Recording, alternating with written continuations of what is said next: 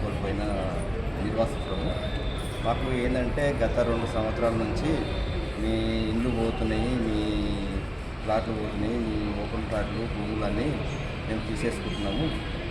Government మాకు అన్ని ఆధారాలతో మాకు ఇచ్చేసారు అని మాకు చెప్తున్నారు. మేము గత 50 అంతకు ముందు నుంచి 50 సంవత్సరాల ముందు నుంచి కూడా మేము అక్కడ చిన్న చిన్న బిజినెస్లు చేసుకొని వ్యాపారం చేసుకొని జీవనం కొనసాగిస్తున్నాము.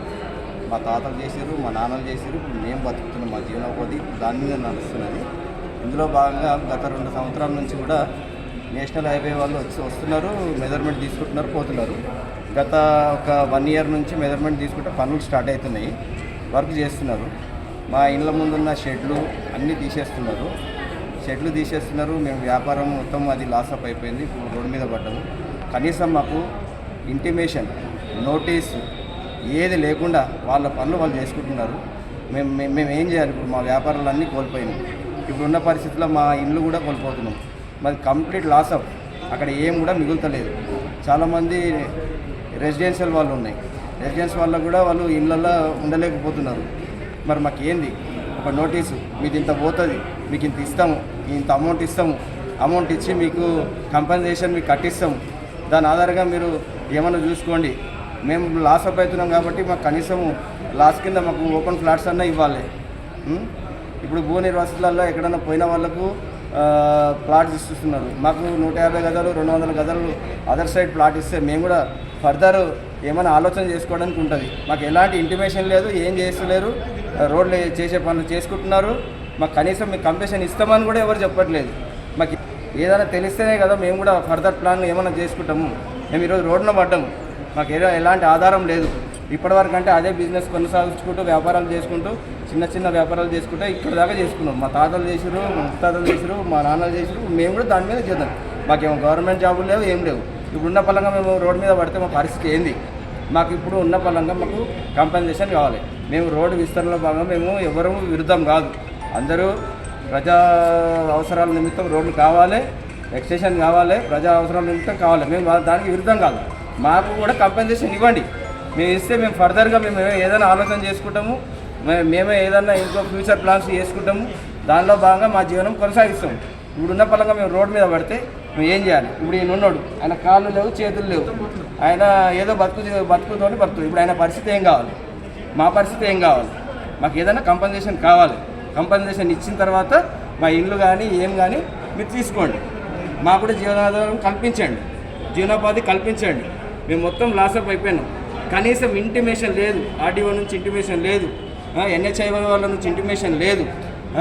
మా ఊర్లో కనీసం మీటింగ్ కూడా లేదు. మీటింగ్ పెట్టి మీది ఇంత పోతుంది అనేది కూడా లేదు. మాకు కావున కంపల్సరీ మాకు కంపెన్సేషన్ కావాలి.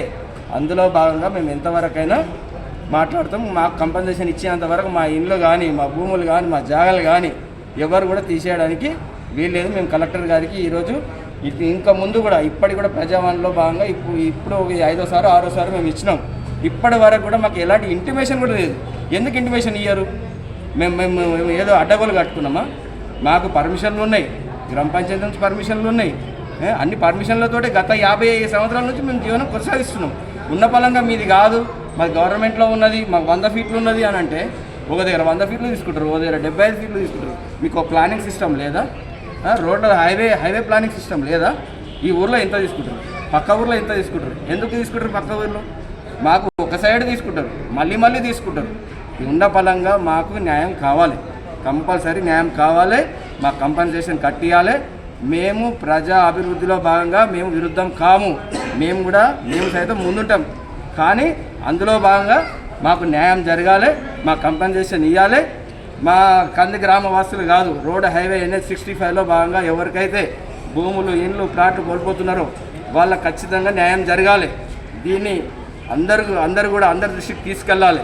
దానికి తోడు మీ మీడియా మిత్రులు కూడా మాకు సహకరించాలి. దీన్ని మాత్రం చాలా సీరియస్గా తీసుకోవాలి. ఇప్పటికీ 10 సార్లు ఇచ్చినా కానీ ఇంత పెద్ద national highway NH-65 Bombay national highway మీద ఉన్న విస్తరణ పనులను ఎవరు కూడా దృష్టికి తీసుకెళ్తలేరు. ఎన్నిసార్లు రావాలి? మేము మీడియా మిత్రులు కూడా దయచేసి దండం పెట్టి చెప్తున్నా, మీరు కూడా దీనికి సహకరించాలి. మాకు న్యాయం జరగాలి. మాకు ఏదో ఇవ్వండి అది కాదు. ఇల్లు లేని వాళ్ళకి ఇల్లు ఇస్తున్నారు, మాకు ఇల్లు పోయిన వాళ్ళకి మేము మాకు ఎందుకు ఇయ్యరు? ఇప్పుడు ఉన్న పరిస్థితుల్లో ఇల్లు లేవు సార్, మాకు ఇల్లు కట్టియండి అంటే ఒకటి డబల్ బెడ్రూమ్లు ఇస్తున్నారు, గవర్నమెంట్ ఏదో ఒక ఉపాధి కల్పిస్తున్నారు. మేము ఈ రోడ్డు విస్తరణలో మా ఇల్లు పోతున్నాయి అంటే మీరు ఎందుకు పట్టించుకోరు? మేము ఏం అన్యాయం చేసినాం? చేయలేదు కదా. మేము ఈరోజు కొత్తగా కట్టుకోలేము కదా. గత 50 సంవత్సరాలు నాకు తెలియదు. మేము ఆన్య పుట్టినాం, ఆన్య పెరిగినాం, ఆన్య చేస్తున్నాం. చేయాలి కదా, మాకు కూడా ఏదో ఒకటి చేయాలి. కావున కలెక్టర్ గారు మేము వినియోగించుకున్నది ఏంటంటే మా సమస్యలను మాకు కంపెన్సేషన్ ఇప్పించిన తర్వాత మీరు ఏమన్నా పనులు అభివృద్ధి చేయండి. మీకు ధన్యవాదాలు తెలుపుతున్నాను. మీడియా మిత్రులకు కూడా ఈ విషయం పై వరకు తీసుకుపోవాలని ఈ సందర్భంగా తెలియజేస్తున్నాను.